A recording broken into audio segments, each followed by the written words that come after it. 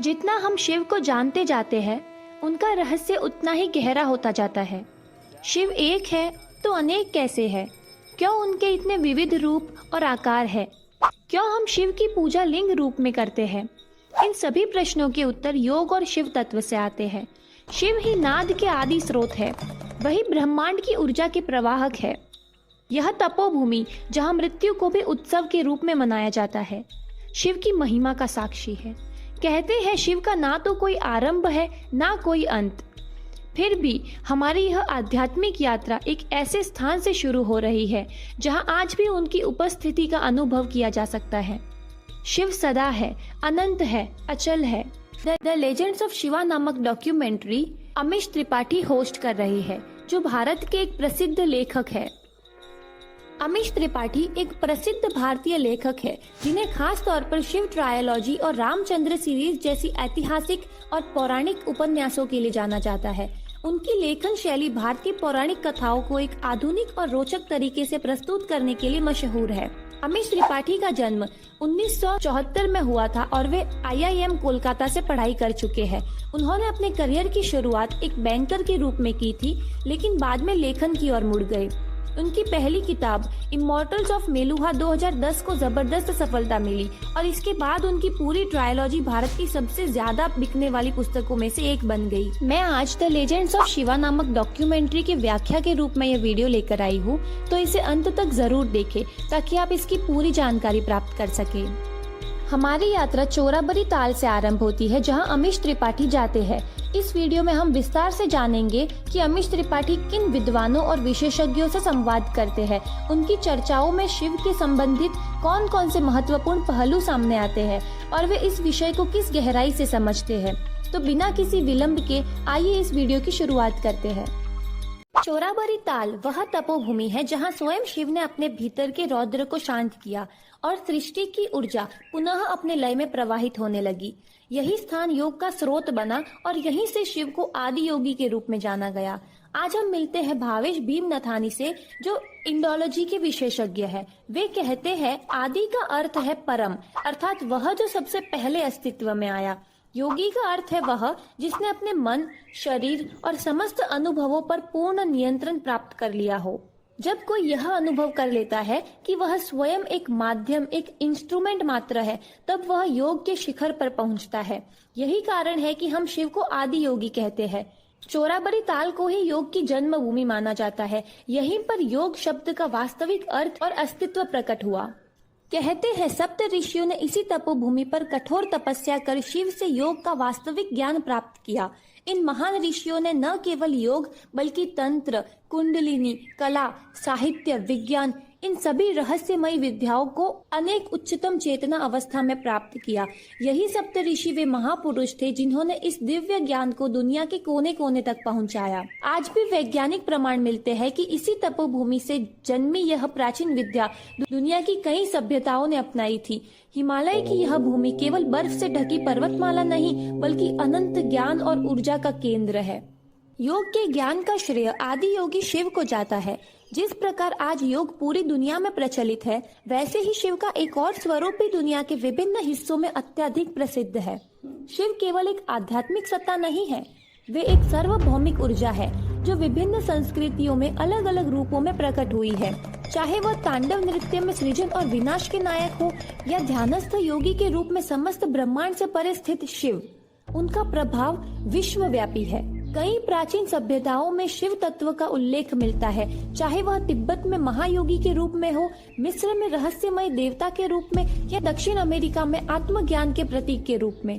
यह सिद्ध करता है कि शिव मात्र एक देवता नहीं बल्कि एक अनंत चेतना है जो समय और स्थान की सीमाओं से परे है।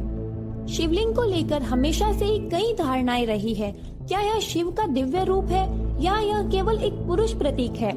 भावेश भीम नाथानी कहते हैं जब हम शैव दर्शन यानी शैविज्म को पढ़ते हैं तो समझते हैं कि शिव की पूजा 3 रूपों में की जाती है, मानव रूप में, शिवलिंग के रूप में और निर्गुण रूप में। इसमें कोई अटैचमेंट नहीं है, लेकिन फिर भी इसमें पूर्ण सहभागिता है, यानी कंप्लीट पार्टिसिपेशन है। यह वह अनुभव है जिसमें यह महसूस होता है कि कोई उच्च शक्ति सब कुछ संचालित कर रही है और वही शिव है। अगर आप अत्यधिक बौद्धिक व्यक्ति है तो आप शिव को हर चीज में देख सकते हैं, लेकिन हर कोई इस गूढ़ विचार को नहीं समझ सकता। इसीलिए शिव को एक रूप, एक नाम, एक प्रतीक के रूप में प्रस्तुत किया गया, जिससे आम लोग जुड़ सके और इस तरह शिवलिंग अस्तित्व में आया। समय के साथ शिवलिंग निर्गुण शिव का प्रतीक बन गया, लेकिन इसके पीछे एक बहुत ही रोचक पौराणिक कथा भी है। क्या आप उस कथा को सुनना चाहेंगे? एक बार ब्रह्मा और विष्णु के बीच यह विवाद हुआ कि उनमें से कौन सर्वशक्तिमान है। तभी अचानक एक दिव्य प्रकाश स्तंभ प्रकट हुआ। एक गूंजती हुई आवाज आई, जो भी इस प्रकाश स्तंभ का अंत खोज लेगा वही सर्वोच्च होगा। ब्रह्मा एक सफेद हंस में बदलकर ऊपरी छोर की तलाश में उड़ गए। विष्णु एक वराह का रूप लेकर स्तंभ के निचले छोर की खोज में गहराई में उतर गए, लेकिन दोनों ही इस प्रकाश स्तंभ का अंत नहीं ढूंढ सके। जब ब्रह्मा लौटे तो उन्होंने झूठा दावा किया कि उन्होंने प्रकाश स्तंभ का ऊपरी सिरा देख लिया है। तभी वह दिव्य प्रकाश स्वयं शिव के रूप में प्रकट हुआ, जो अनंत और असीमित है। शिव ने उसी क्षण भैरव रूप धारण कर ब्रह्मा का 5वां सिर काट दिया और उन्हें श्राप दिया कि आज के बाद पृथ्वी पर तुम्हारी पूजा नहीं होगी। सत्य ही शिव है। इस दिव्य प्रकाश स्तंभ को ज्योतिर्लिंग माना जाता है, जो शिव के अनंत और निर्गुण स्वरूप का प्रतीक है। आज भारत में 12 प्रमुख ज्योतिर्लिंग मंदिर है, जो शिव के इस प्रकाश रूप की उपासना के लिए समर्पित है। ये सभी ज्योतिर्लिंग शिव के निराकार और असीमित ऊर्जा के प्रतीक माने जाते हैं। चोराबरी ताल, जिसे गांधी सरोवर भी कहा जाता है, केदारनाथ के पवित्र स्थल के पास स्थित है। यही वह स्थान माना जाता है जहाँ शिव ने योग और ध्यान की ऊर्जाओं को जागृत किया। केदारनाथ में स्थित शिवलिंग स्वयंभू है और इसी कारण शिव को शंभू भी कहा जाता है, अर्थात जो स्वयं प्रकट होते हैं, जिन्हें किसी ने निर्मित नहीं किया। इसके बाद अमीश त्रिपाठी रावल शिव शंकर लिंगा से मिलते हैं। वे बताते हैं कि केदारनाथ मंदिर के मुख्य पुजारी वीर महेश्वर पंडित होते हैं, जो विशेष रूप से दक्षिण भारत से आते हैं। केदारनाथ का यह अनुष्ठान हजारों वर्षों से चला आ रहा है और इस परंपरा के अनुसार मंदिर के मुख्य पुजारी केवल वीर शैव या लिंगायत संप्रदाय के संत होते हैं। यह स्थान न केवल धार्मिक स्थल है, बल्कि शिव की अनंत चेतना और ऊर्जा का केंद्र भी माना जाता है। कहा जाता है कि यहाँ ध्यान करने से व्यक्ति असीम शांति और आत्मज्ञान प्राप्त कर सकता है। शिव केवल एक देवता नहीं है, बल्कि एक चेतना है, जिन्होंने उत्तर और दक्षिण भारत को एक सूत्र में बांधने का कार्य किया। आदि शंकराचार्य शिव के उसी सनातन परंपरा का अवतार माने जाते हैं, जिन्होंने भारत को एक आध्यात्मिक धागे में पिरोने का कार्य किया। अमीश त्रिपाठी बताते हैं कि केदारनाथ केवल एक मंदिर नहीं है, बल्कि एक अद्भुत वास्तुकला और इंजीनियरिंग का चमत्कार है। इसके बाद अमीश त्रिपाठी भारत के प्रसिद्ध उद्योगपति सज्जन जिंदल से मिलते हैं। उन्होंने भारत सरकार के साथ मिलकर केदारनाथ मंदिर के पुनर्निर्माण का बीड़ा उठाया। 2013 की आपदा के दौरान भारी बारिश और भूस्खलन से मंदिर क्षेत्र में तबाही मच गई थी, लेकिन आश्चर्यजनक रूप से केदारनाथ मंदिर को कोई नुकसान नहीं हुआ। अमीश त्रिपाठी आगे बताते हैं कि जिस विशाल शिला यानी कि जिस पत्थर ने केदारनाथ को बचाया, उसे भीमशिला नाम दिया गया। कहा जाता है कि जब भीम स्वर्गारोहण के लिए हिमालय की यात्रा कर रहे थे, तो उन्होंने इसी क्षेत्र में शिव का ध्यान किया था। इसी कारण इस विशाल शिला को भीमशिला कहा गया।